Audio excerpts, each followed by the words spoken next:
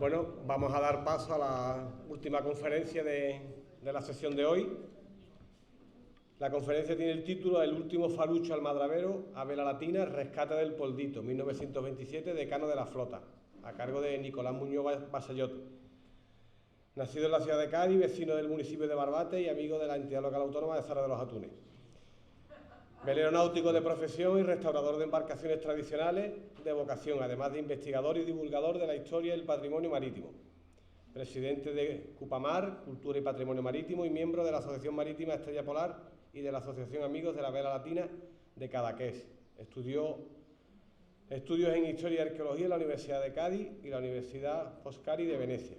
Formación arqueológica en el campo de la colaboración con diversas entidades y equipos de investigación que lo han llevado a participar en excavaciones tan importantes o simbólicas como las realizadas en la antigua ciudad romana de Pompeya, en busca de la receta del famoso garum, o de la ciudad grecorromana de Ampuria, en Girona, además de varias campañas arqueológicas en el barrio industrial y termas suburbana de la ciudad romana de Bailo Claudia. Formación en velería náutica y restauración de embarcaciones tradicionales de madera en el centro de formación Aichola. Formación en velería tradicional en el taller de velería de Vila García de Arousa y los últimos 2 años como constructor de velas náuticas en Empuriabrava, promotor del rescate y del proyecto de salvaguarda y puesta en valor del falucho almadravero Poldito y restauración de un puente de mando en el falucho almadravero de 1925 para el Museo de Arte y Costumbres Populares de Sevilla. Así que sin mánico, no quiera. Pues muchas gracias, Agustín.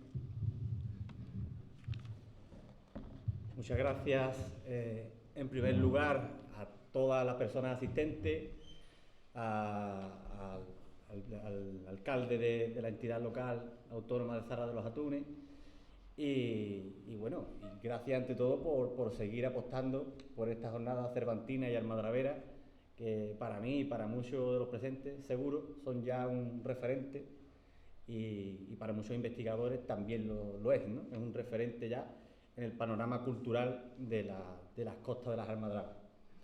Así que nada, muchas gracias por invitarme en esta ocasión. He tenido la fortuna de participar en otras ediciones como público y hoy me ha tocado participar de conferenciante. Así que muchas gracias, Agustín, por la deferencia de invitarme. Sin más, vamos a pasar a lo que hoy nos ha citado aquí, que es hablar sobre el último falucho almadravero a vela latina.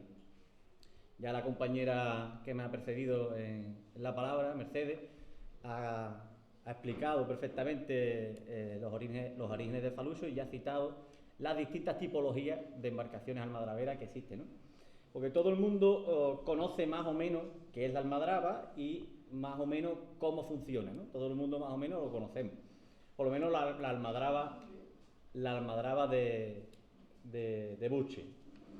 Pero menos somos, hay algunos presentes que seguro conocerán, incluso más que yo, cómo funcionan las embarcaciones tradicionales de la almadraba, pero en el público general son menos los que conocen las particularidades de cada una de estas tipologías y estas embarcaciones almadraveras. Y además hay que decir que son las protagonistas de esta técnica de pesca, aparte de evidentemente los atunes y los almadraveros. Para mí los protagonistas sin discusión son las embarcaciones almadraveras. Hoy venimos a hablar de una de ellas, pero no de una cualquiera, sino del falucho decano de la flota, es decir, el más antiguo. El más antiguo que ya va a cumplir un siglo el año que viene. Ha sobrevivido a todo tipo de vicisitudes y procesos históricos, pero, sin embargo, actualmente, cuando ya está ahí rondando los 100 años, está en peligro de desaparición. Y hay que decirlo tal y como es. Se le ha dado un tiempo de descuento, se le ha dado una pateadita para adelante, pero ahora mismo, actualmente está en peligro de desaparición.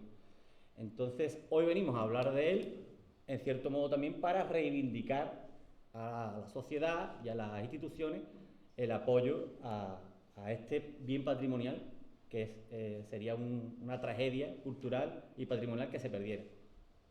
Entonces, hoy no vengo solo a hablarles de un barco, sino que vengo a hablarles de memoria, de identidad y de un legado que si no hacemos nada puede desaparecer en cualquier momento.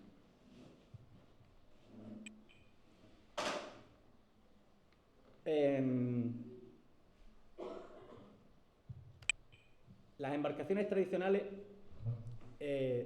son, según el reglamento de buques históricos, que recientemente se publicó, bueno, ya hace un par de añitos, lo recordad, son embarcaciones a vela o a motor construidas en madera o metal con anterioridad a 1975.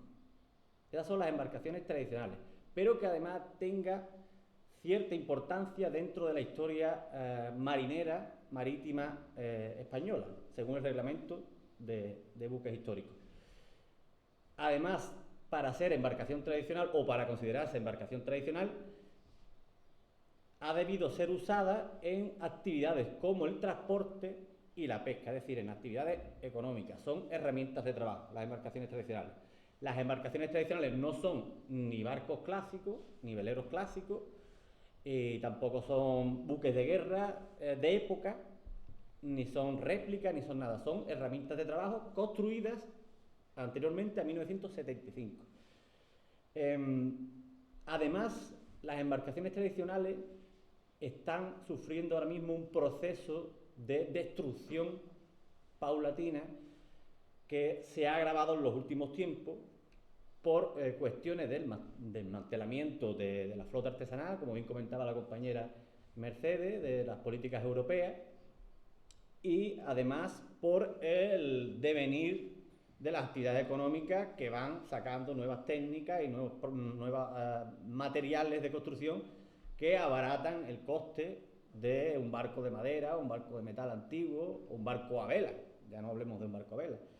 Entonces está en peligro de muerte y están desapareciendo sin remedio en todas partes. ¿Qué pasa? Que siempre hay un grupo de personas, un grupo de académicos, un grupo de instituciones comprometidas con el patrimonio, ya sea patrimonio industrial, patrimonio arqueológico, patrimonio histórico, patrimonio inmaterial, que viendo el peligro en el que están estas embarcaciones, están recuperando algunas de ellas, porque todo no se puede recuperar, como testimonio no solo material, sino inmaterial de todas las actividades que se realizaban con estas embarcaciones. Actividades que requieren unos conocimientos, unos saberes, unas profesiones tradicionales, etc. Este movimiento cultural, digo que es un movimiento cultural porque no solo recuperan las embarcaciones tradicionales para tenerlas en un museo, que también, sino que sobre todo se recupera para darle un uso alternativo al que tenían en su origen. Hoy día, por ejemplo, la imagen que veis ahí es una trovada, como le llaman en Cadaqués, o encuentro de embarcaciones tradicionales a vela latina. Cadaqués, que es el pueblo donde residía el Salvador Dalí, el artista, y ahí veis en qué consistiría un encuentro de embarcaciones tradicionales a vela latina en Cadaqués. Es un evento que congrega cada año a cientos o miles de personas, diría yo. Es un referente para todo el mundillo del patrimonio marítimo y turísticamente tiene un arrastre también increíble. Entonces, por eso decía que se le da un uso alternativo para que, ya que no hace la actividad económica para la que se construyó, sí pueda estar contribuyendo a la economía de cierta forma y, sobre todo, a la supervivencia del patrimonio material e inmaterial de las comunidades costeras. Entonces, como he dicho, este movimiento no solo se puede ver en Cataluña, que es, digamos, el epicentro a nivel peninsular, el epicentro donde más actividad hay de estos movimientos, sino que también podemos ver aquí las imágenes, embarcaciones tradicionales gallegas. Ahí vemos una dorna, que es la dorna más grande del mundo, como ellos la llaman, los gallegos son así, la dorna más grande del mundo. Ya a su derecha tenemos otra dorna, y ahí veis unos pantalanes o unos embarcaderos donde tienen ellos todas las tipologías de botes y embarcaciones tradicionales perfectamente musealizadas, pero navegando, con su cartelería explicativa y explicando para qué se usaba, si era de pesca, si era de transporte de cabotaje. Y esa es la alternativa que se le está dando a ciertos testimonios de embarcaciones tradicionales. En Galicia también, como en Cataluña, esto se lo toman en serio. Como decía, no solo se pretende preservar el barco, sino, como veis ahí, en esa imagen de la fiesta de la sal de la Escala, también en Girona, se hace una recreación histórica de los oficios tradicionales, de los calafates, de los carpinteros de ribera. También se aprecia poco, pero se ve a gente en la playa desembarcando sal. Al lado había antiguas trabajadoras de las fábricas de salazones que a la hija le hacen la recreación de cuando ellas trabajaban y lo hacen en público. Todo eso está bordeado por detrás de gente observando la actividad cultural. Eso se pone cientos de personas. Ahí veis también una fotografía de embajadores de la embajada india, creo recordar, o Pakistán. Era Pakistán, que me perdonen por confundirlo. Embajadores de Pakistán hablando con un carpintero de ribera, interesándose por esas actividades culturales. Es decir, que son movimientos y apuestas que desde las instituciones y desde organismos privados y de asociaciones se realizan para preservar toda una identidad y una idiosincrasia de los pueblos costeros.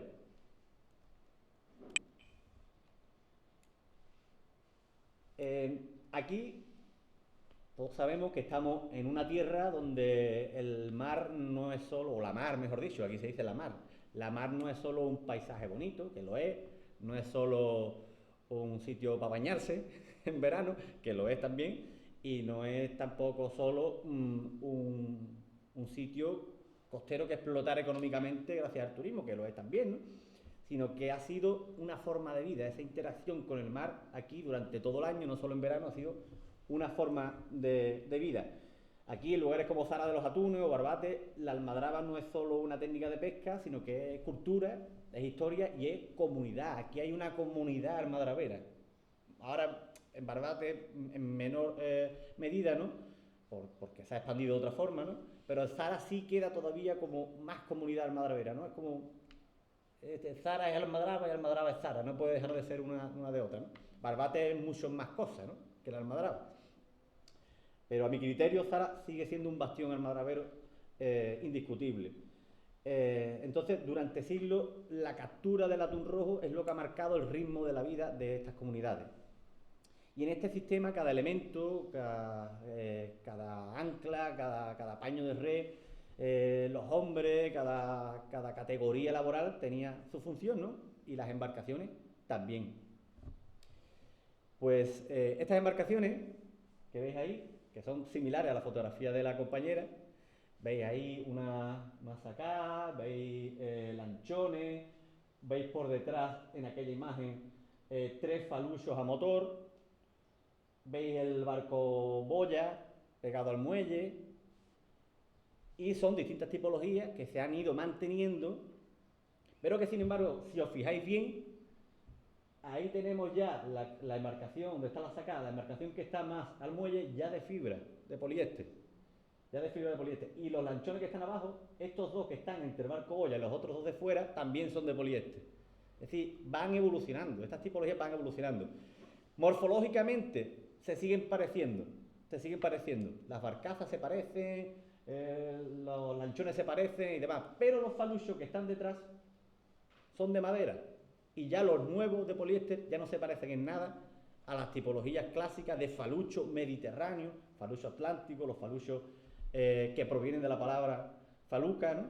Esas falucas medievales que evolucionaron hasta el falucho almadrabero que hoy vamos a ver, se están perdiendo irremediablemente. Porque son barcos a motor, barcos que necesitan más eslora, más manga, tienen que ser más grandes, entonces ya no concuerdan con las tipologías que navegaban a vela. En la siguiente imagen veis también dos testas, creo que son, ¿no? Dos testas. La foto antigua también parecen testillas. Y ahí, abarroado, tenéis al falucho poldito, que es el único falucho, que como veis es el más pequeño también, el único falucho clásico que queda tipológicamente en todas las almadrabas del mundo, diría yo, del mundo, porque si es el que queda en Cádiz, no hay ninguno en activo ahora mismo en ninguna parte. Pues bien, estas embarcaciones, las tipologías que hemos citado, son muy interesantes todas se deberían recuperar al menos, o recuperar, no, preservar al menos una de cada tipo, porque además tenemos espacio, y aquí tenemos al alcalde de Zara, que lleva bastante tiempo con esa idea rondándole en la cabeza, que es intentar musealizar alguna en el proyecto del Palacio de las Pilas, cuando se musealice y demás, y estaría bien que se conservara al menos una de cada tipo, ¿no? Estaría bastante bien. De hecho, se hace en Italia, en las Tonnaras, creo que recordar, de Cerdeña, se ha hecho una especie de museo en la Chanca y en las Tonnaras de allí. Se ha hecho un museo con las propias embarcaciones que, como se paralizó la actividad, se abandonaron allí y nadie las destruyó. Pero como aquí el proceso es distinto, es que hay que renovar la flota, entonces sí se destruye para hacer otras nuevas. Entonces, hoy venimos a hablar del Falucho Almadravero. El tiempo corre, tengo que correr yo también. Y el Falucho Almadravero, que hemos visto en la imagen anterior, proviene de estas embarcaciones que veis en la pantalla. Proviene de la faluca del Nilo, que veis aquí en la parte superior izquierda. Esa es la faluca del Nilo, que actualmente todavía tiene actividad, que existe, alguno incluso lo habrá disfrutado o lo habrá probado la experiencia, y como veis son faluchos. De hecho, la palabra feluca, como ha explicado la compañera, proviene de ahí, o sea, falucho proviene de feluca, y tiene una vela latina, una vela triangular. Luego tenemos el falucho Plutón, un falucho salinero y un falucho de guerra.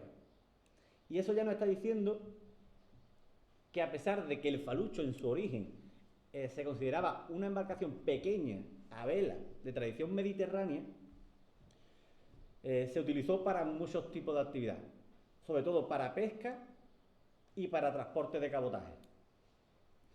Pero también fue evolucionando con el tiempo, fue adquiriendo eslora, fue adquiriendo tonelaje, y también actuó como guardacostas y vigilancia en tiempos de guerra o en tiempos de paz contra el contrabando. Y eran barcos muy apreciados porque eran barcos muy veloces, muy versátiles y que podían navegar a cualquier rumbo, como veremos después cuando expliquemos la vela latina. Aquí veis un barco de guerra, que es un falucho, era mucho más grande que el Poldito, eran embarcaciones de 20-30 metros de eslora, pero sí que el falucho salinero, que creo que está en Rota, sí, en Rota está tomada la imagen, ya se parece a, digamos, el abuelo del Poldito, el abuelo o el padre del Poldito, está ahí la cosa.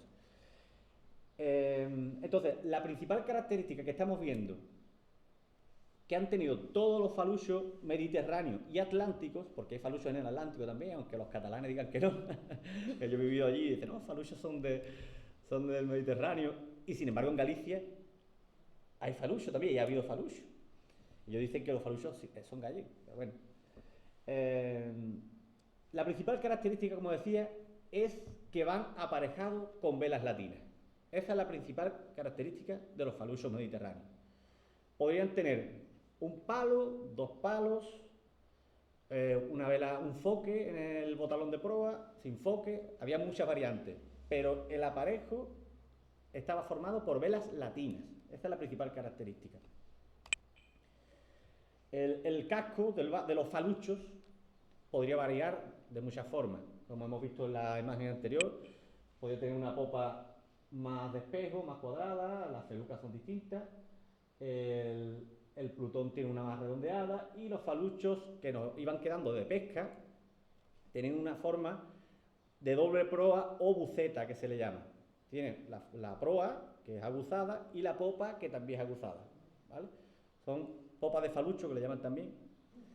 En cuanto a casco, había muchas variantes. Estaba diseñado para maniobrar con precisión, resistir jornadas muy duras y adaptarse a los vientos y a las corrientes cambiantes del Mediterráneo. Claro, operar dentro del complejo sistema almadravero también requería un barco versátil cuando todavía no había motores fiables. Entonces los faluchos era la embarcación que principal, digamos, ¿no? Que más versátil, podríamos decir, que más funciones diferentes podía hacer. Eran barcos hechos por y para la mar, sin artificios, sin lujo, y lo más importante, eran el resultado de un conocimiento acumulado durante generaciones y durante siglos. Ahí habéis visto los barcos mediterráneos, que están en todas las pinturas, en todos los grabados, que provienen de siglos. Y toda esa acumulación de innovaciones náuticas desembocan en el falucho de pesca, que veis ahí en el plano, que es el falucho ya mediterráneo que todos tenemos en mente y que se dejaron de construir precisamente en los años 20, 30, ya se dejó de construir. Nacieron a principios del siglo XX y se dejaron de construir 2 o 3 décadas después. Hay varias generaciones de faluchos, para entenderlo. De ahí damos el salto y ya nos vamos a la almadraba y vemos esos faluchos de vela latina mediterráneos, los vemos perfectamente en esa imagen de Santi Petri, del fotógrafo quijano, de los años 20, que es, digamos, el fin, digamos, la época de oro del falucho acaba en esa década, en los años 20. Lo vemos atracado con sus palos, sus antenas y sus velas recogidas. Bien, pues siguiendo con la evolución, estos faluchos, poco a poco, a lo largo de la década de los años 20, van perdiendo su aparejo latino, de vela latina, y se van reconvirtiendo en faluchos a motor. Esas imágenes que vemos del falucho Durán, del falucho Antoñita, que creo que son los dos de los años 20 también, lo vemos ya con un palo, pero que ya no es un palo tumbado hacia adelante, con la antena larga, y ya no navegaban a vela latina. Pero se construyeron como faluchos a velas latinas. Lo que pasa es que estas fotos son posteriores en el tiempo, serán, si me corrigen, seguramente Antonio lo conocerá esta foto mejor que yo, pero creo que son de los años 40 por ahí, más o menos. Como ven, estas fotos de los años 40, 1 o 2 décadas después de las que hemos visto de Santi Petri, van directamente a enlazarnos a esta foto, que es la última foto de esos 3 faluchos juntos, porque los 2 que están abajo al polvito que era de medio ya se destruyeron el año pasado.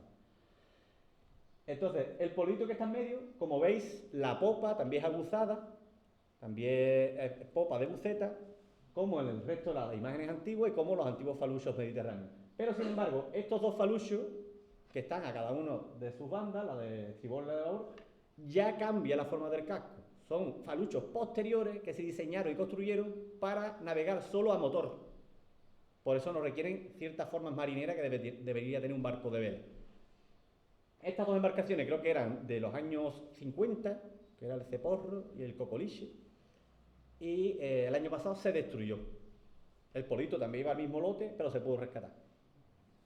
Bien, pues esta es la evolución tipológica desde el falucho tradicional, desde la palabra feluca, hasta el falucho poldito con 100 años, que es el último que queda. Pues como he dicho antes, la implantación del motor hizo que cayera en desuso la vela y la navegación a vela latina quedara como forma residual, como propulsión residual, hasta los años 60 o 70 del siglo XX.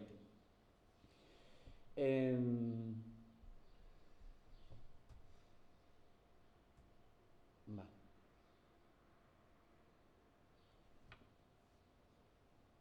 De que esto está en doble página y se me ha saltado. Bien. Pues como hemos dicho antes, la principal característica de los faluchos es su vela latina. Se conocía el falucho por tener 1 o 2 velas latinas. Pues bien, los orígenes de la vela latina son orígenes muy discutidos. Los académicos no se ponen de acuerdo si nació realmente en el Mediterráneo o fue una transmisión de conocimiento del Océano Índico.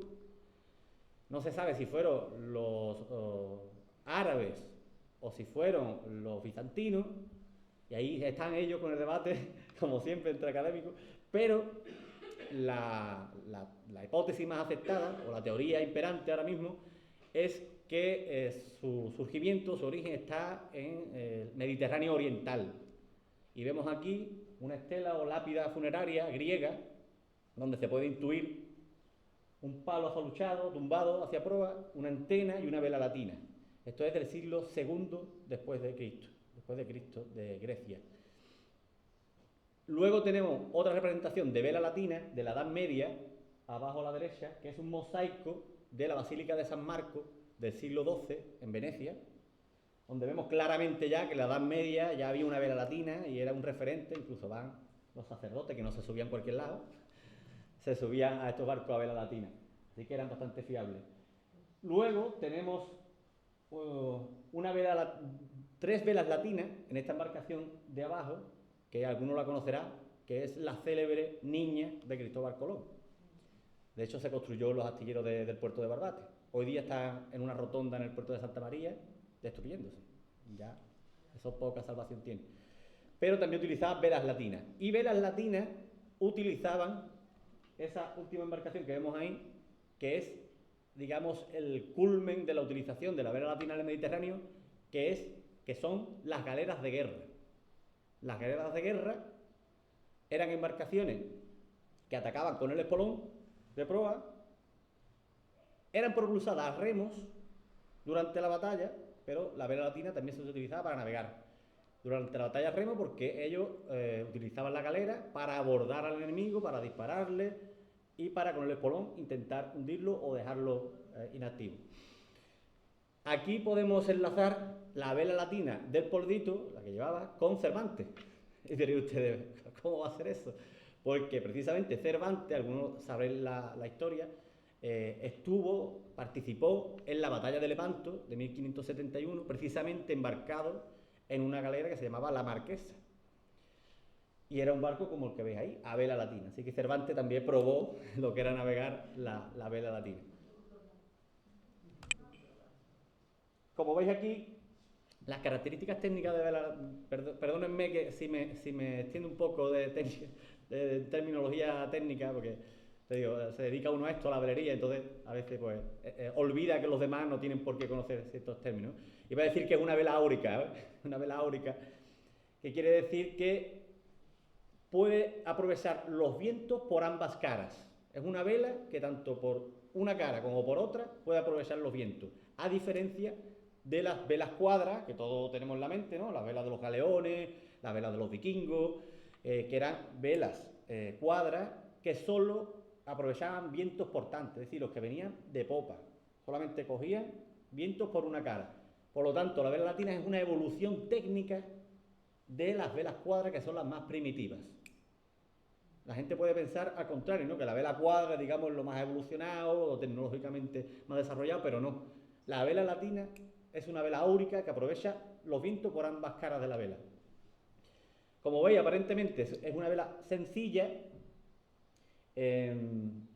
Son tres caras, un triángulo, varias fajas de rizo, que son los cabitos esos que cuelgan ahí, que algunos lo habremos visto muchas veces antes y no sabemos para qué sirven, y es precisamente para recoger trapo.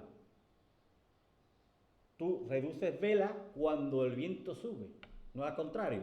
Eso es otra equivocación que tiene mucha gente, que es cuando sube el viento, más vela. No, cuando sube el viento, menos vela, porque te puede romper la arboladura. Entonces, cuando sube el viento, tú tomas un rizo, tomas dos rizos o tomas tres rizos y reduces el trapo. Entonces, también era muy versátil por eso. Y como veis, aunque aparentemente parece una cosa sencilla, en la otra imagen veis toda y cada uno de los remates, refuerzos, costuras, relingas de cabo y demás, que tiene, es decir, un trabajo espectacular, un trabajo manual artesano espectacular, para hacer una vela, que es una velita de un bote. Si tuviéramos que hacer una vela de una galera, entonces necesitaríamos unos cuantos, hay jornada completa. Así que estas son las características de una vela latina. Mayor aprovechamiento de los vientos, maniobrar con mayor rapidez y navegar en casi todos los rumbos, o en todos los rumbos, incluso contra el viento. una vela cuadra, como hemos dicho antes, no puede navegar contra el viento, porque solamente aprovecha una cara. Pero la vela latina puede, a unos grados de donde viene el viento, a unos grados, navegar contra el viento, por sustentación, como un ala de avión.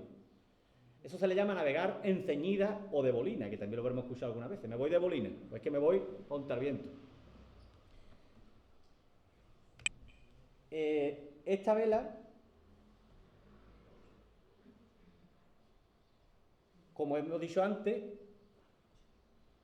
tiene su decadencia en los años 70 y aquí vemos los últimos barcos con aparejo latino que hubo en Barbate, que creo que es de finales de los 70 precisamente, que es la imagen que vemos ahí a la derecha, y son dos embarcaciones en el puerto de Barbate que mantienen todavía la vela latina. Sin embargo, yo no he conocido a ninguna persona mayor que haya navegado a vela latina en Barbate, que todavía, por suerte, estén vivos.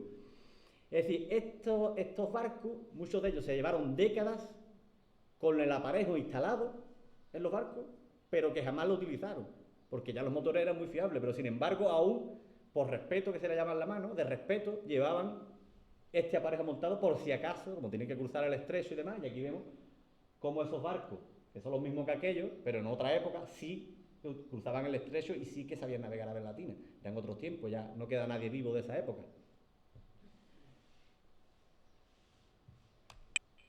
Entonces, el Poldito lleva un siglo entre atunes y en parte, al principio, navegó a vela latina. El Poldito no es una recreación, no es una réplica, no es un barco como la nao Victoria, como el galeón Andalucía, que están muy bien, pero que son réplicas, ¿sabes? Que se han hecho por documentación y demás, ¿no? El Poldito está ahí, tiene 100 años, encarna una tradición y se está dejando perder, ¿no? Hay que decir que este falucho, si os habéis fijado, bueno, es imposible que se haya fijado nadie en ese detalle, ¿no? Pero tiene matrícula de Vigo, precisamente. Y se construyó en Vigo por este señor que veis aquí en la fotografía, que es José Ramón Curubera Fernández, conservero, industrial, magnate de la pesca, gallego, que hizo bastantes inversiones a principios del siglo XX en las costas de Andalucía, bastantes inversiones fuertes para pescar en Huelva, en Cádiz y demás, y se hizo con la almadraba de Santipetri en 1923. En el 23 se hizo con la almadraba de Santipetri. ¿Qué pasa? Que este hombre necesitó embarcaciones propias de la almadraba, ¿no? o idóneas para navegar con esta técnica de pesca. Por ello, del 23 al 27 empieza a hacerse con embarcaciones adecuadas para esta actividad, y entre ellas construye el Poldito en Vigo, porque ellos, como ya te digo, eran magnates de la pesca y tenían sus propios astilleros. Entonces, en La Riouxa, que es una pequeña zona que hay en la ría de Vigo, junto a la ciudad de Vigo, La Riouxa, ellos tenían, la familia Curubera tenía un astillero, y ahí es donde se construye oficialmente el Poldito. Cuando se termina su construcción, fue clasificado, y esto está documentado en la lista oficial de buques, fue clasificado como velero de pesca y falucho a vela con motor auxiliar Bollinders, 2 cilindros, 40 caballos. Es decir, ya fue un barco que desde su propia concepción llevaba motor auxiliar, a diferencia de los faluchos que hemos visto antes, que eran puramente a vela.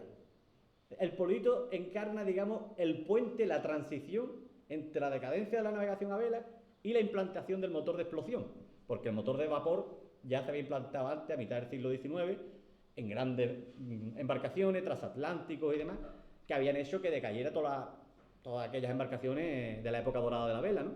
Pero a pequeña escala, en embarcaciones pesqueras, fue en esta década, en la década de 1920, y el Poldito es el eslabón que conecta una época con la otra. Cuando se construyó tenía 14 metros de eslora, 14 y medio, y 4,65 de manga. ¿Vale? La eslora es la longitud y la manga es la anchura, contando alrededor de unas 20 toneladas. ¿Qué le pasó al poldito? Que en 1928, es decir, un año después de venir a Santipetri, pues siempre estuvo el poldito en Santipetri, prácticamente hasta los años 70 estuvo allí, vamos, aquí asiente a mi amiga Inés, y estuvo allí, y hay varios testimonios que dicen que el poldito estuvo casi toda su primera época en Santipetri. ¿Qué pasa? Que en el 28 se constituye el Consorcio Nacional Almadrabero, que eran otros magnates, otros industriales como el señor Curbera, pero que se asociaron y que al Curbera no le interesó por cuestiones que ahora mismo no se puede tratar aquí porque no tenemos tiempo. Pero no se quiso meter en el Consorcio Nacional Almadrabero. Entonces, ¿qué le pasó? Por presiones de esta gente que tenía mucho poder, entre ellos el señor que vamos a ver en la siguiente fotografía, y al final el señor Curbera tuvo que desistir de la explotación de la almadraba de Santipetri. Con ello, no solo tuvo que entregar todos los activos de la almadraba, sino también todas las embarcaciones dentro de esos activos, ¿no? Como pasó luego, cuando se disolvió el consorcio, que también entregaron los activos. Bueno. La embarcación Poldito fue valorada en unas 30.000 pesetas, 29.000 y pico, y lo sabemos porque esa documentación que está ahí abajo es la hoja de asiento de 1930. Y ahí viene perfectamente los notarios, a dónde va, quién era, lo que cuesta, lo que estaba valorado, que era 25.000, pero parece que le metieron 4.000 pesetas más. En fin, lo de siempre. y finalmente el Poldito pasa de la propiedad de José Ramón Curbera Fernández a la propiedad del Consorcio Nacional Almadrabero 2 años solamente después de su construcción. Y estaba nuevo, del paquete, se lo llevaron. Esa fotografía que veis ahí también, el poblado de Santipetri, donde faenaba el señor Curbera y todos los barcos de su propiedad. Y esta imagen que veis aquí, ahora lo veremos en un pequeño fragmento de vídeo, es un falucho que sale en un documental que hemos identificado perfectamente y es el Poldito.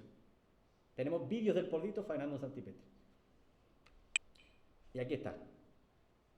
Es un fragmento del documental Costas del Sur, de 1956, de todo, o prácticamente todos de la sala lo conocerán, pero incluso a mí se me escapó el detalle de asociar qué barco es uno, qué barco es otro, se puede identificar a una persona o a otra, y lo hemos logrado en ambos casos. Identificamos un barco y una persona. El mar se calma y enmudece. El copioso botín es transportado a tierra, donde se ha de convertir en el exquisito manjar de un mundo distinto, que no sabe nada de la lucha de estos hombres, olvidados en una almadraba del...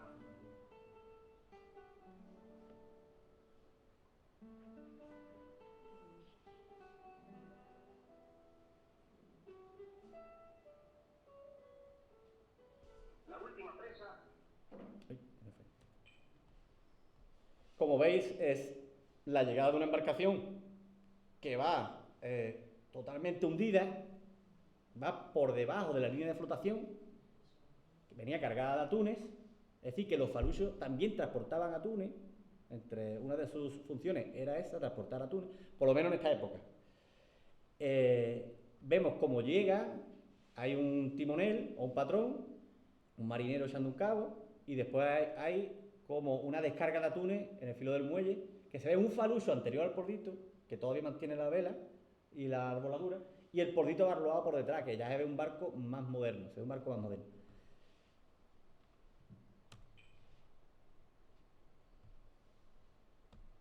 No, ahora no quieres ahí. El mar se calma y enmudece. Bien. Lo interesante de esto, como veis aquí, lo pongo de nuevo, como veis aquí, es un falucho, veis ahí el palo mayor afaluchado, tumbado hacia adelante, con la maniobra. Vemos un almadrabero con el garfio, el cocle ahí. Ahí está el Poldito, ese es el Poldito, esa es la popa del Poldito. Y ahí vemos la hoja de asiento con el número y coinciden los dos. Vigo, folio 5112, lista tercera. Aparecen los documentos y aparece en las imágenes de la escena del documental. Así que ese era el Poldito. Pues bien, pues no solo hemos identificado al barco, sino al patrón del barco. Y lo sabemos porque ahí veis una cartilla de embarque, o el folio, de un señor que se llamaba Sebastián... ay, se me olvidó. Sebastián Saucedo. Sebastián Saucedo. Gracias a su hijo, que hoy es un feliz jubilado, antiguo navegante, creo que era oficial de radio, de petrolero, nos colaboró con nosotros y nos cedió esta imagen de la cartilla de embarque de su padre, que era el patrón no solo del Poldito, y dice él que es el que sale de timonel en la escena del documental que hemos visto. Dice, ese era mi padre, de la boina. Ahí tenía tantos años, tenía 33, estuvo en el barco. Así que conocemos ya al Poldito y al patrón del Poldito. Tenemos identificado. En esta cartilla de embarque aparece, ahí no se aprecia, pero aparece que se embarcó como patrón en el Durán y se embarcó de patrón en el Antoñita, es decir, los dos barcos que hemos visto antes. Es decir, que era patrón reconocido y de confianza, antes hablaba Ana de la confianza, era el patrón de confianza de este tipo de embarcación, porque cada uno está especializado en una. Pues este señor, Sebastián Saucedo, era el patrón de los faluchos de la Almadraba de Santipetri. Como veis también, ahí tenéis la imagen de los que presionaron a Curbera para que cediera de alguna forma la Almadraba de Santipetri al Consorcio Nacional Madravero. Ese es el conde de Barbate, Serafín Romeo, ¿verdad, Antonio? Que tú lo conoces bastante bien. Antonio es especialista en la figura de Serafín. Y ellos, junto con Ramón de Carranza y otras celebridades muy conocidas, pues se hicieron con el monopolio de la industria almadravera. Ahí veis también un montón de pipas en lo que es la chanca de Barbate, que son los toneles esos ahí amontonados, esperando el embarque y el transporte de atunes a través de los raíles y los carros que tenían. Pues bien, ¿qué hora es?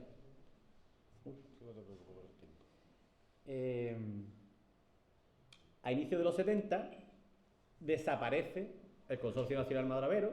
Fue un proceso ahí un poquito tortuoso, pero finalmente desaparece a inicio de los 70.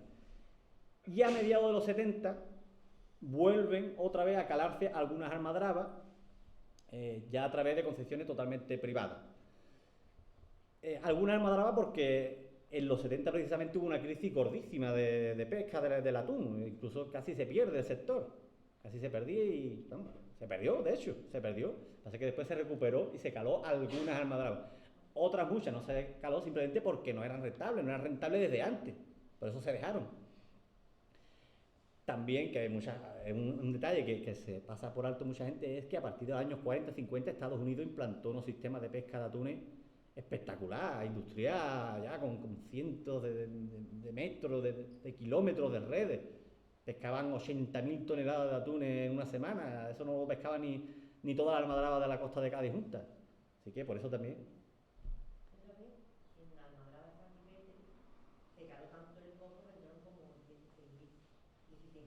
En un lance. Vale. Fue alguna anécdota Claro. del volumen de atún que había en aquella época. Sí, sí. Y efectivamente, como tú dices, ya en esa fecha desaparece el atún, ¿sabes? Sí, sí, sí. Y es cuando se plantean ya políticas de recuperación y conservación de atún. Y ahora tenemos atún hasta por detrás de la oreja. Pues sí, entonces eso, se cuenta que es que la crisis del sector, pero claro, hay que contar también que es que estaban pescando los atunes por otro lado. No es que se perdiera el atún, es que lo estaban cogiendo por otro lado, de forma masiva, industrial, y sin contar con la sostenibilidad de la especie, ¿no? Pero así se mantiene mucho el foco en eso, ¿no? Entonces, después de la disolución del Consorcio Nacional Madravero, el Poldito otra vez entra en una tierra de nadie y se le ceden los activos del consorcio a distintas concesionarias, entre ellas a una serie de personas que luego desembocarán en la Almadraba Cabo Plata, la Almadraba de esta Atalaya y demás, ¿no? Ensenada de Barbate. y cada uno recibió un lote de embarcaciones. El Poldito venía con un lote de 30 embarcaciones más, incluyendo el Bermúdez, que todavía está. El Bermúdez ya existía aquí. Y entonces el Poldito como que se va escapando, ¿no? Se va escapando de la quema a distintos episodios, ¿no? A lo largo del siglo XX se va escapando de la quema. Se escapó también de la guerra civil, que no lo hemos contado. Que el Consorcio Nacional Madravero no solo presiona a Curbera, sino que después presionó a toda la República completa. El Consorcio Nacional Madravero financió y promovió el levantamiento nacional o la insurrección de los generales golpistas del 36. Sí, los generales golpistas, insurrectos o levantamiento nacional, como queráis llamarlo. Eso es harina de otro costal, debatirlo. Y ellos promovieron, financiaron y además consiguieron armas, pertrechos, alimentos para contribuir con un bando. Incluso también contribuyeron con faluchos del Consorcio Nacional Madravero, con faluchos que sortearon el bloqueo naval de la Armada Republicana, incluyendo el Pitucas, era uno de ellos, para pasar tropas desde África a España. El Poldito no tengo constancia de que participara, pero se vio expuesto porque además la Armada Republicana luego bombardea las instalaciones del consorcio, fue el destructor Churruca, bombardea los activos del consorcio. Entonces, de ahí se escapa también el Poldito, aparte de todo lo que hemos dicho. Ha sobrevivido a cambios tecnológicos, económicos, sociales enormes. Ha visto desaparecer a prácticamente todos sus contemporáneos, incluyendo la fotografía que hemos puesto antes, y sin embargo sigue ahí. Eso lo convierte en algo excepcional. Es sin duda el último falucho almadravero a flote que ha navegado a vela latina, porque esta es la diferencia. Este es el único que ha navegado a vela latina.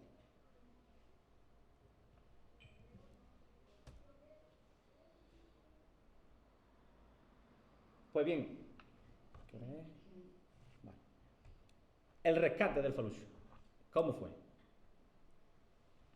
Pues mira, el rescate, el destino del Poldito era ese que veis ahí, que como veis son las dos embarcaciones que estaban aparloadas en la foto anterior, aparloadas al Poldito, una junto a la otra, un lanchón, que creo que era centenario también, y una testilla, o no sé, una barcaza. Y todas sucumbieron a la pala retroexcavadora, al camión de transporte y al vertedero. Final bastante indigno, ¿no?, para embarcaciones que han sido protagonistas y colaboradoras necesarias de nuestra existencia, ¿no? Entonces, pues, ese era el futuro del Poldito.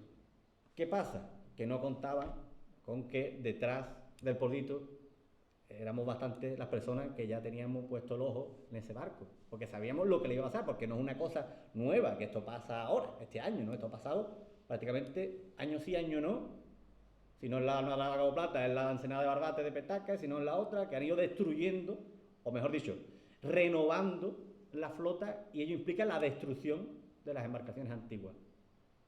No es una cuestión de que sea algo voluntario, que quieran destruir esto, no es una cuestión lógica de una empresa que le supone más rentabilidad económica. Cambiar una embarcación de madera, que requiere muchos mantenimientos, mano de obra especializada, a una de poliéster que no necesita prácticamente ninguno de los que necesita una embarcación de madera. Entonces, el rescate del Poldito, y aquí voy a meterle un poco de pensamiento mágico al asunto, si me lo permiten ustedes. Todo parte ese rescate de este dibujo.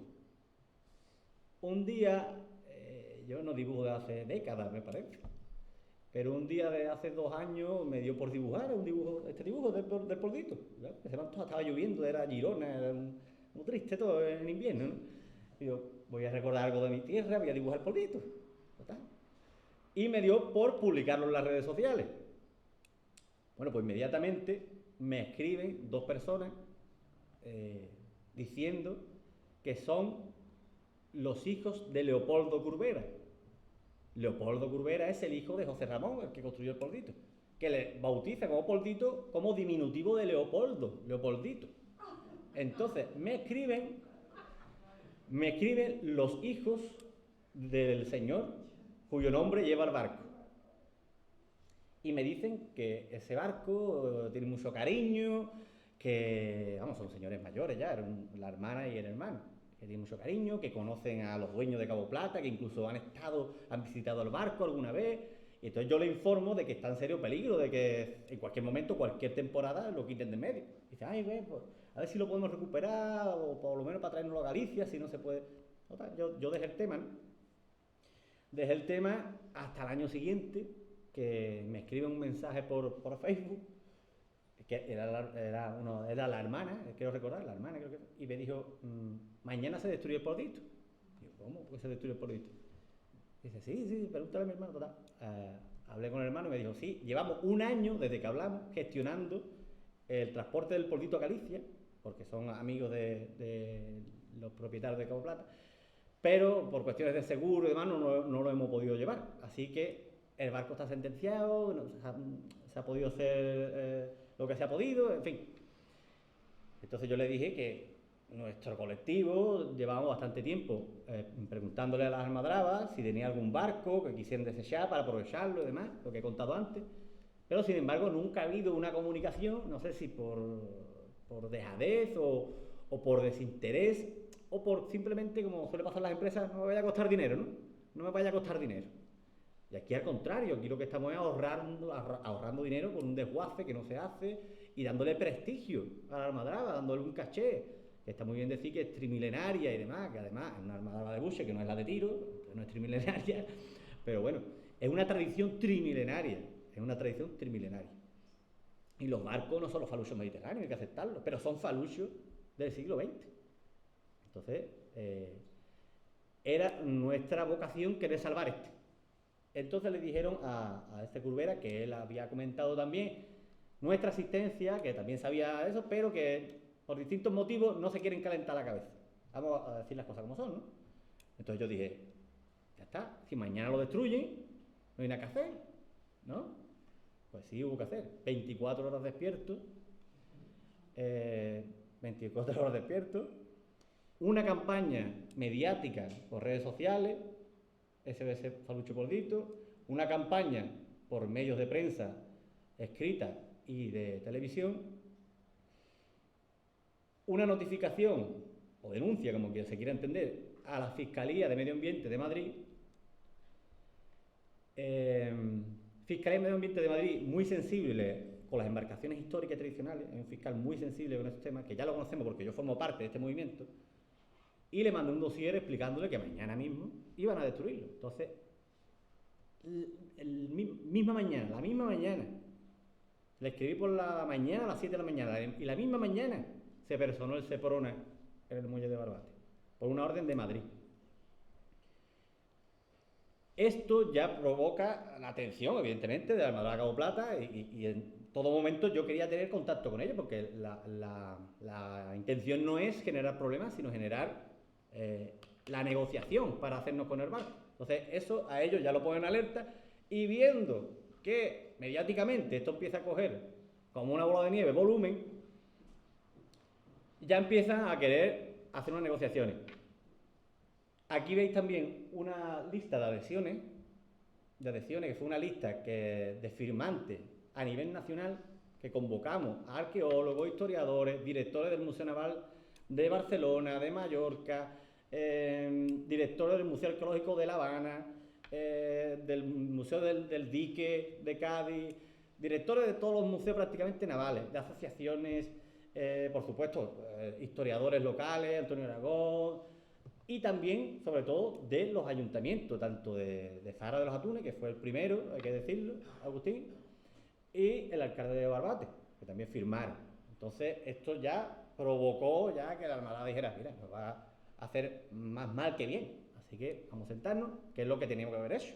Finalmente, llegamos a buenas conclusiones y todos ganamos. Ellos entendieron, por fin, cuál era la intención, cuál era el valor del barco, porque para ellos es una herramienta más, hay que entenderlo así, ¿no? Y está bien que sea así.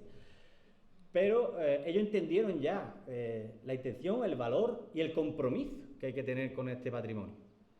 Entonces ya se emitió una nota conjunta de prensa, se valoró el gesto, se agradeció, y hoy día se le agradece la participación de Almadraba Cabo Plata y de su gerente, Pablo Crespo, la deferencia de contar con el patrimonio y de querer salvarlo, ¿no? Así que hoy día se le agradece, y si no fuera por ello, evidentemente no estaría el barco donde está, ¿sabes? Entonces ese fue el rescate. Pero claro, el rescate de un barco que ya llevaba 2 temporadas sin mantenimiento, con vías de agua, barco de madera, 100 años. O sea, había que hacerle una intervención de urgencia y consistió en esto. Se llevó el varadero de Barbate, le quitaron los crustáceos, moluscos, se calafateó, se reclavó algunas vías de agua que tenía por los clavos oxidados, se le dio patente, que es el anti-fulling, el anti-algas y crustáceos, se saneó las 2 bandas, se enmasilló las costuras entre tablas, se le dio patente a la obra viva de la línea de flotación hacia abajo y se hizo que el barco fuera estanco, que el casco fuera estanco y pudiera flotar sin peligro, con seguridad.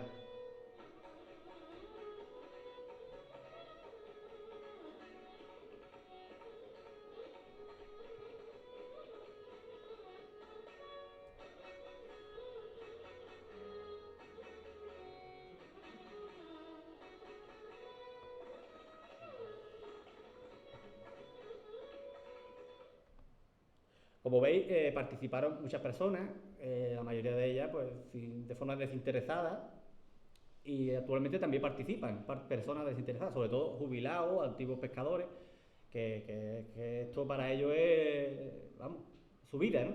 Entonces, en esas personas nos apoyamos, porque tienen los conocimientos y tienen la pasión necesaria para mantener viva la memoria de los pueblos costeros. ¿Qué pasa? Que ahora necesitamos un proyecto de restauración del barco, un proyecto de restauración que incluye la restitución de piezas, de algunas piezas, porque el barco está muy bien, de casco, de algunas piezas del casco, como la roda de proa, el codaste, y sobre todo ponerle la arboladura nueva, las velas latinas, y hacer más o menos que el barco vuelva a navegar con un motor decente, auxiliar, o que pueda manejar con seguridad en la actualidad un barco así, y una pequeña adecuación interna. Pero hay un problema, que el tiempo pasa, ya va a ser casi un año de esto, el tiempo pasa, y el papel lo soporta todo y la palabra dada también, está muy bien, que hace falta. Pero claro, es un barco de madera, el mantenimiento de una embarcación así es complejo, y sobre todo es costoso. No sé si alguno de los presentes tiene algún bote, una embarcación, un yate, sabrá a lo que me refiero. Cualquier yate, embarcación, vale mucho dinero. Y también requiere oficios especializados, carpintero de ribera, calafate, materiales adecuados, tiempo y sobre todo recursos económicos. Evidentemente esto es un proyecto que necesita del apoyo de muchas instituciones públicas o privadas. Además hay un problema grave, que es la pérdida del conocimiento que necesita todas estas restauraciones. Cada vez hay menos, como digo, veleros tradicionales muy pocos. Yo conozco a dos conozco. Y yo que intento serlo, 3. Ya ni más, que yo conozca. Luego, carpintero de ribera, poquísimo. En todas las localidades escuchamos el último carpintero de ribera, el último calafate, el último, que es verdad, son los últimos. Entonces el riesgo es real. Y un barco sin los oficios, un barco de este tipo, sin los oficios está muerto. Y los oficios sin estos barcos también se mueren. Entonces es necesario salvar a los barcos de madera dentro de estos movimientos de embarcaciones tradicionales para poder salvar también a ciertos oficios tradicionales y artesanos.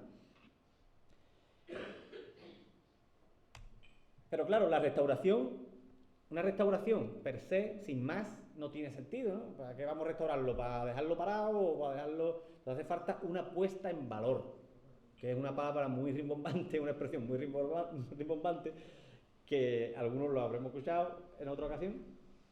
La puesta en valor del yacimiento tal, y ponen un cartel allí, o la puesta en valor del carril bici, y todos sabemos la puesta en valor cuál es. Entonces la puesta en valor no es solo una foto, no es solo una restauración puntual, sino es una revalorización del patrimonio para poder interpretarlo, perdón, dar,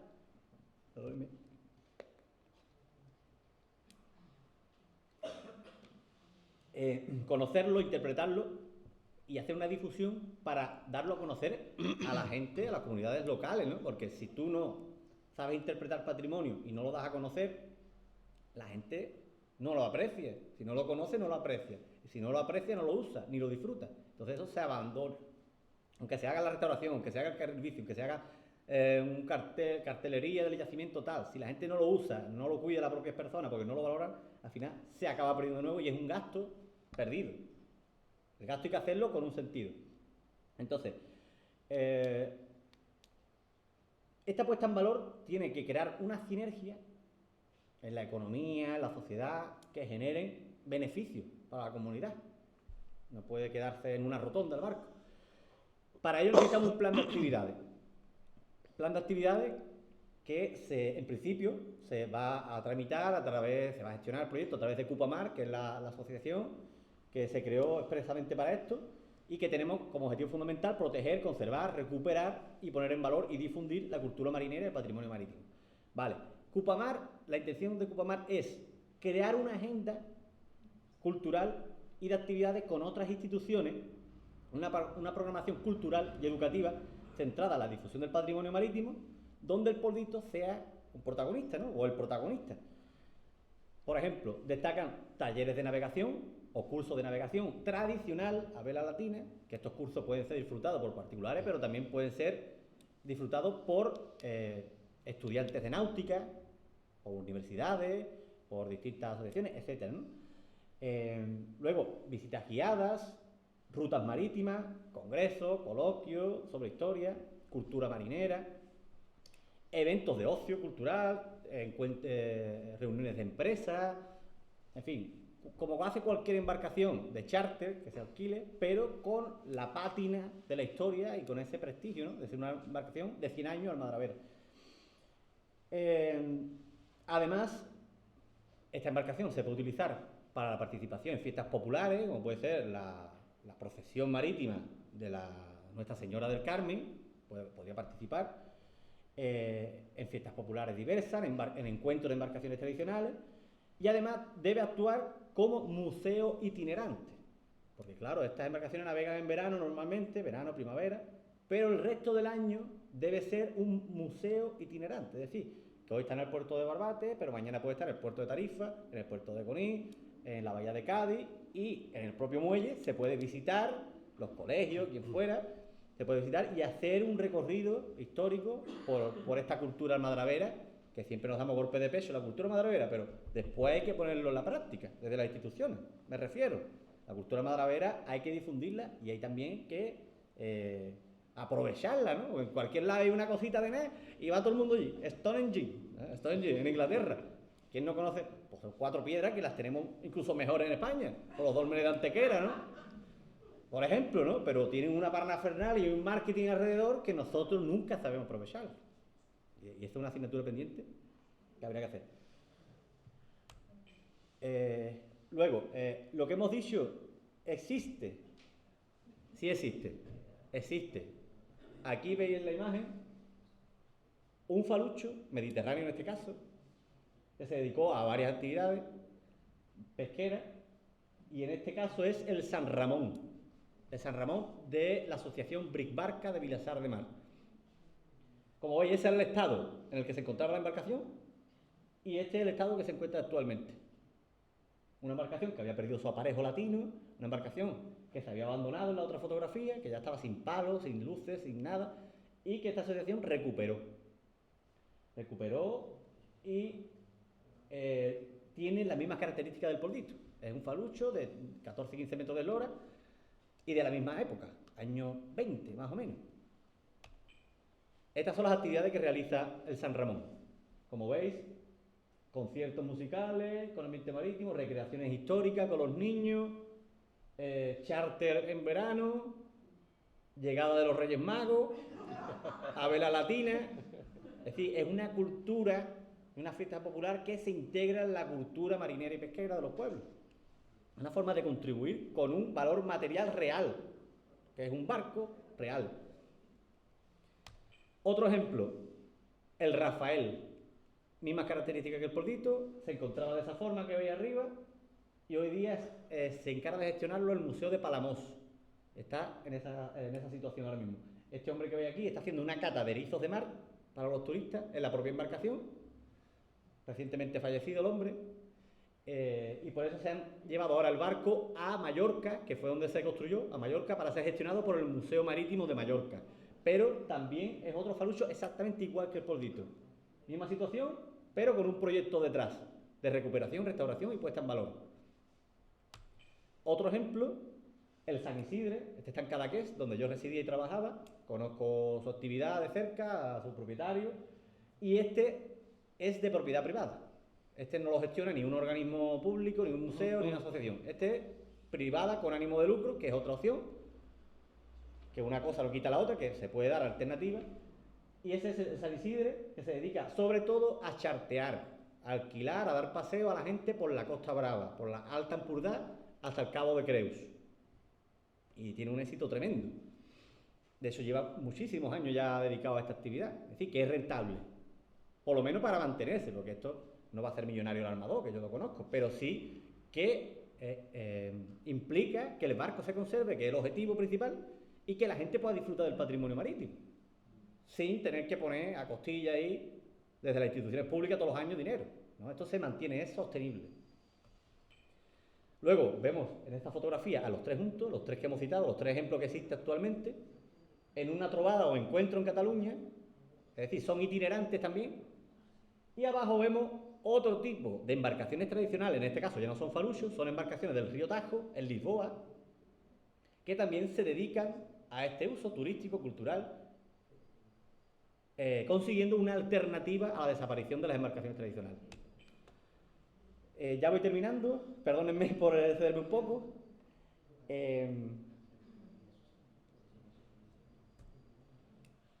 Vale. Como veis en esta, creo que última diapositiva, durante el rescate y esa intervención de urgencia que hicimos, mi amiga Inés, que está aquí, la conoce de primera mano, también Antonio Aragón, Agustín, fueron los primeros que conocieron en este proyecto, ¿no? De hecho, Agustín lo vemos ahí, en la foto. También vemos a algunos compañeros de Zara, vemos presidente de Mancomunidad de las Andas, vemos a la delegada de Cultura y delegada de Pesca del Ayuntamiento de Barbate. Es decir, que ha sido un proyecto que ha traído las miradas y el interés de prácticamente todo el mundo. Es decir, hay gente interesada en que esto llegue a buen puerto, nunca mejor dicho. ¿Qué pasa? Que está muy bien interesarse, pero luego hay que hacer un proceso de acuerdos, de convenio de colaboración entre instituciones públicas, privadas, empresas, hostelería, etcétera, etcétera. Aquí incluyo el sello de Gadira, porque creo que también va a ser beneficiado en este proyecto y seguramente sea recíproco, el proyecto sea beneficiado también de su contribución. Es una asignatura pendiente que la Universidad de Cádiz estreche lazos con el proyecto y estamos en vista de que Diputación ya se siente con nosotros a valorarlo. Por supuesto, contamos con el apoyo del Ayuntamiento de Zara de los Atunes, que ya digo, fue, si no el primero, el segundo en dar su apoyo, del Ayuntamiento de Barbate, y de muchos aficionados, investigadores, académicos, etc. Todo con el objetivo que he dicho antes, que el proyecto sea sostenible para que el barco al menos viva una generación más. Es decir, cuando nosotros vayamos haya alguien que tome el testigo, de las formas que sea. Pero la forma de hoy día, que es el turismo, es la cultura y es el uso que no es pesquero, para darle vida a este barco tiene que ser que todas estas instituciones, empresas y organismos se den la mano. Si no, no hay forma, como hemos visto en los ejemplos anteriores. ¿Vale? Que existen, están funcionando, tienen éxito y sus pueblos los valoran. Es decir, que no es que estemos inventando la pólvora, ¿vale? Que ya existen proyectos. Entonces, para terminar, y dándole las gracias a todos ustedes por escucharme pacientemente, Ha sido algo denso. Tengo que recopilar la idea de que el falucho poldito es un elemento fundamental del patrimonio marítimo de Zara de los Atunes, de Barbate y de otras localidades como Conil, Tarifa, Santipetri, por supuesto Santipetri, y de otras partes donde el poldito desarrolló su actividad almadravera. Es responsabilidad de todos garantizar su conservación y su legado a las generaciones futuras.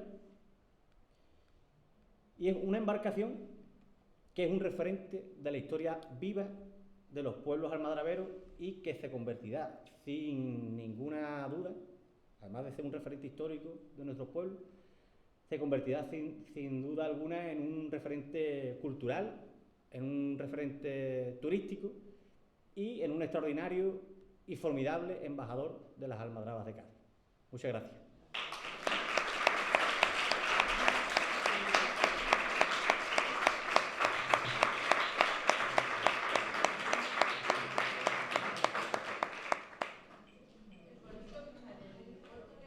Bueno, disculpe, si alguien tiene una pregunta aquí brevemente, encantado de... Ah, ¿dónde está? Es que no he escuchado bien. Pues mira, el poldito está actualmente en el muelle pesquero del puerto de Barbate, donde mismo estaba antes, que es en el muelle donde la empresa Gadira tiene sus embarcaciones y nos han dejado un huequito desde la Agencia Pública de Puertos de Andalucía, que desde aquí también tengo que agradecerle, por supuestísimo, que sin ellos esto no hubiera sido posible, que nos dejaran el barco en ese muelle, que nos reservaran, porque claro, el barco no se dedica a nada ahora mismo, entonces es bastante de agradecer que nos dejen un espacio allí para tener la embarcación. ¿Es accesible? Sí, es accesible. ¿En cualquier momento? Sí, en cualquier momento. ¿Qué pasa? Que la embarcación, la cubierta de la embarcación es una de las cosas que hay que restaurar. Entonces la cubierta tiene algunas tablas podridas, pero vamos, la cubierta es lo de menos en una embarcación, es lo más fácil de restaurar. Entonces, ¿se puede acceder? Sí, pero claro, es recomendable que se contacte, si alguien quiere visitar, que es visitable, que contacte con nosotros y organizamos un día a verlo y a embarcarnos en el poldito para que viváis de primera mano cuáles eran las proporciones de un falucho y cómo se maneja uno en una embarcación antigua, ¿no?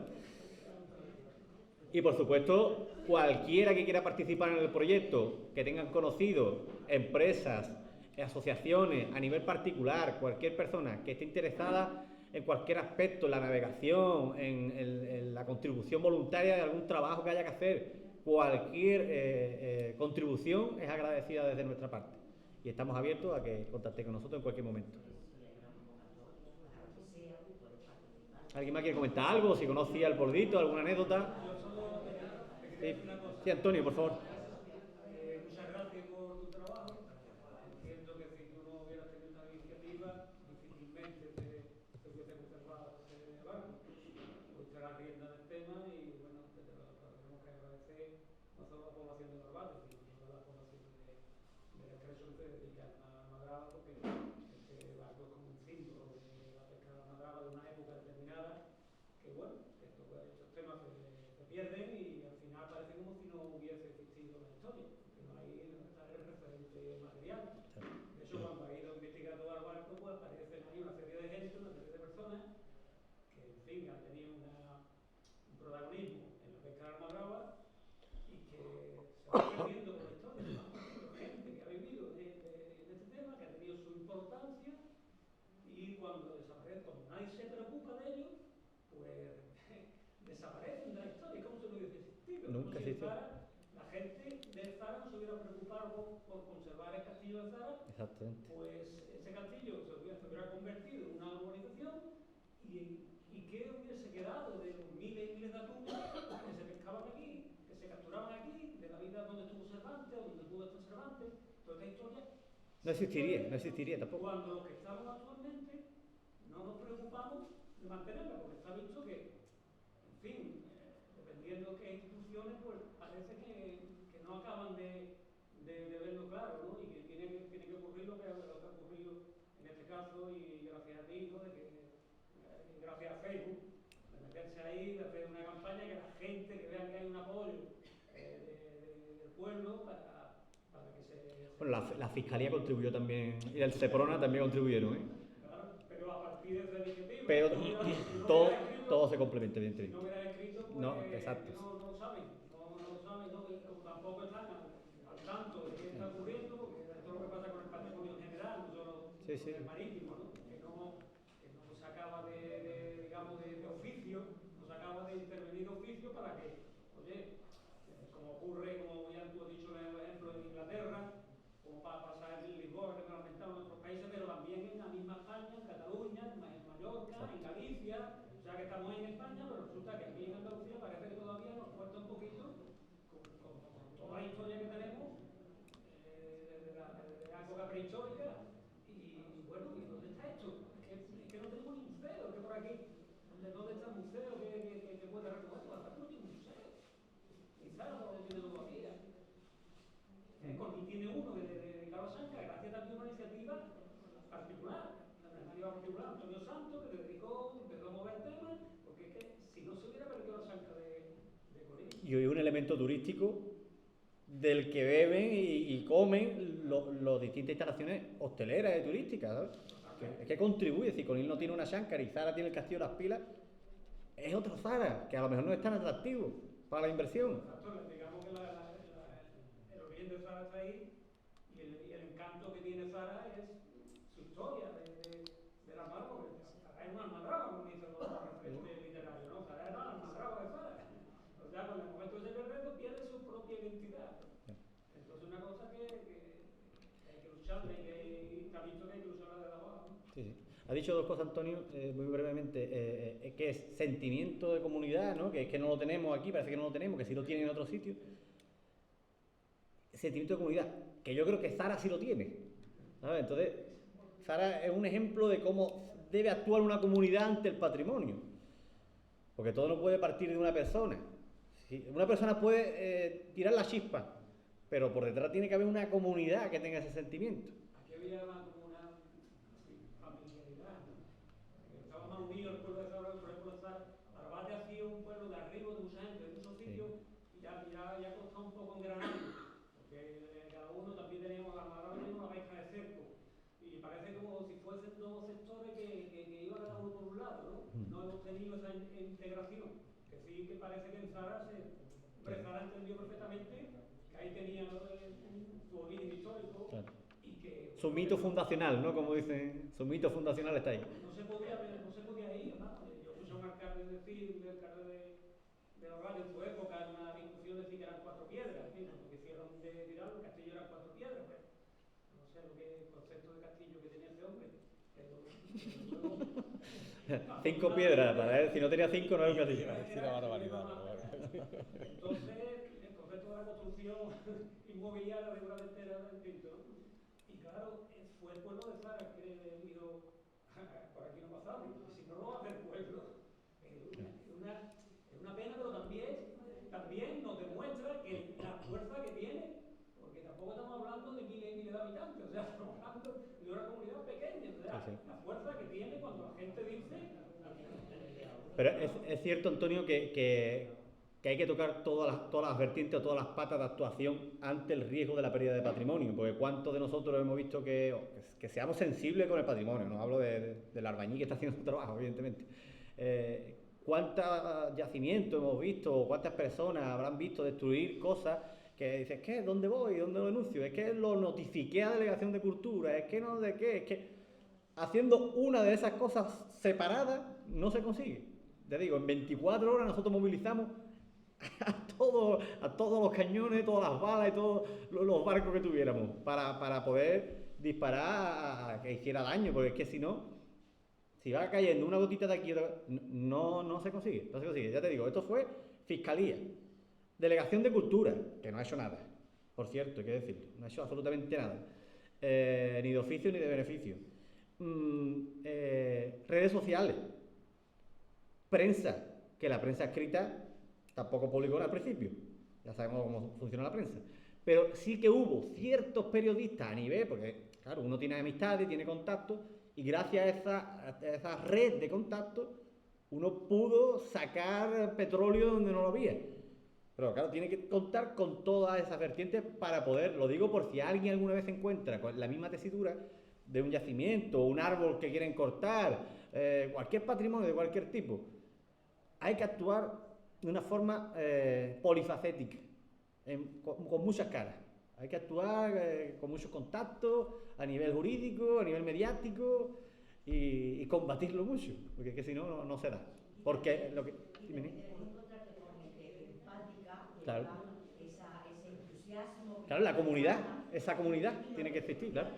Porque yo me acuerdo que cuando convocamos el Consejo Local de Pesca, que tuvimos las organizaciones pesqueras, pero la Almadraba no estaba. Claro. Era la interpelada en esta situación para que actuara. Y de hecho la reacción fue, se enfadaron mucho, ¿no? Porque, hombre, que te manden de un juzgado. Se enfadaron mucho, como tú dices, porque no lo entendieron, luego lo entendieron. Pero yo, lo que segundo Antonio es que realmente la iniciativa tuya es una iniciativa inspiradora, que al final lo que se traduce es que cuando tú estás convencido de lo que hay que hacerlo, tendrás que mover o no mover, pero ese convencimiento creo que es lo que nos falta pues, a muchos colectivos. Hay que creer que es posible, aunque no lo sea, si no, no te mueves. De todas las cosas que se pueden llegar a hacer. Si no, no te mueves. Yo escucho muchos representantes, ¿no?, de los ayuntamientos, de determinadas instituciones, cuando empiezan a decir, pues qué pena, pues con los cines que habían más bases, pues algunas veces nos tenemos que preguntar, ¿y dónde estábamos cuando ocurrían estas cosas en el pueblo? Porque a lo mejor estábamos en sitios que podíamos haber abierto la boca y tampoco por dejadez, por desidia, porque no va conmigo, porque oye, es un tema privado, es el privado el que tiene que actuar, ¿no? Es suyo, ¿no? Entonces... Es verdad que se tienen que dar bastantes cosas para que esto ocurra, entonces no es fácil tampoco. Pero a mí, de verdad, lo que más me ha encantado, Nicolás, desde el primer día que hablamos, ¿te acuerdas con este tema? Yo decía, Sí, ¿cómo fuiste? De las primeras, vamos, de las primeras en... ¡qué rico que yo llevaba más igual! ¡Maldito, no sé cuánto! Es verdad, porque te conmueve, ¿no?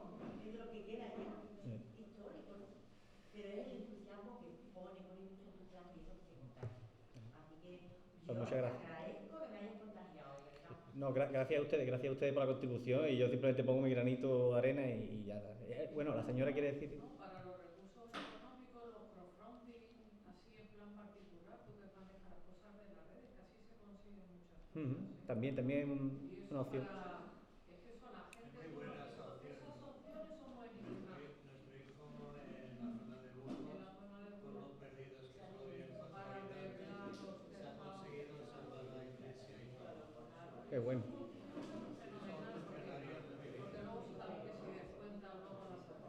Sí. Sí, con una buena campaña detrás, eso sí puede tener efecto, sí. Mucha gente no lo conoce. Estás aquí y lo conoces y lo oyes, pero fuera pues a lo mejor es más difícil. Así. Y eso para la zona y para ahora cuando viene la gente luego en el verano también, y hasta los bares poner, oye, para la ayuda del pueblito. Sí.